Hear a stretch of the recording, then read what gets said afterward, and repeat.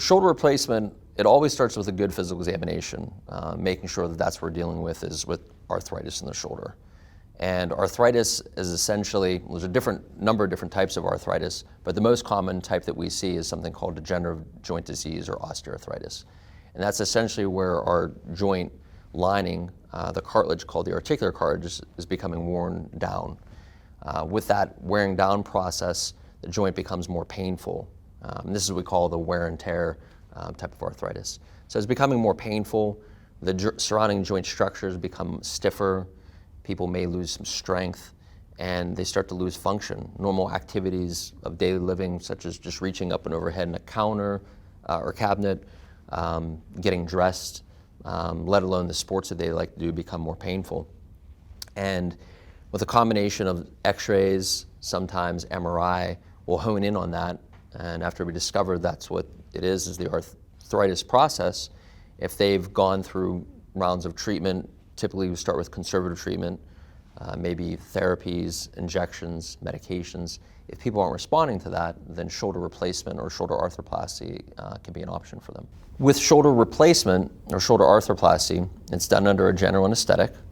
Our anesthesiologists are fantastic here, so they'll combine that general anesthetic with something that's called a nerve block.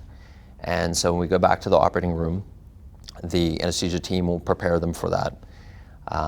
The injection that they do is a small little injection around the neck, and that helps numb the nerves up so when they wake up from surgery, afterwards they're really in no significant pain whatsoever. Now that nerve block will start to wear off afterwards, and that's where medications will be used. Once we're in that sterile environment of the operating room, we'll make a smaller incision in front of the shoulder. The nice thing about shoulder replacement surgery is we're not typically taking muscles off of the bone, but we're separating the muscle plane, so that really minimizes the risk of bleeding and lessens the amount of complications like infection.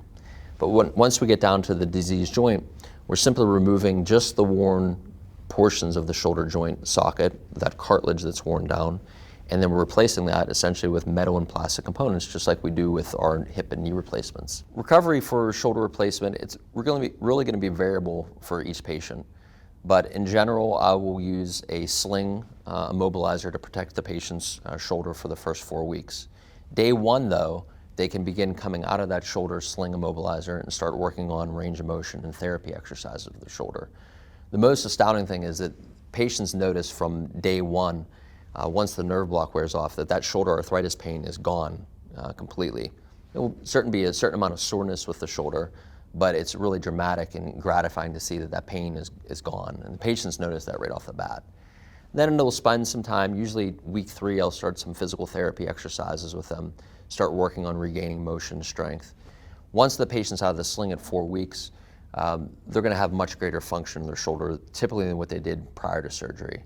Then it's just about building on top of that with the therapy and with exercise over several months of regaining back motion strength that they may have not had for years. But I tell most of my patients it can take, ultimately before all is said and done, complete recovery, it can take upwards to 6, 8 months to a year to ultimately see what type of recovery you're going to get with the shoulder.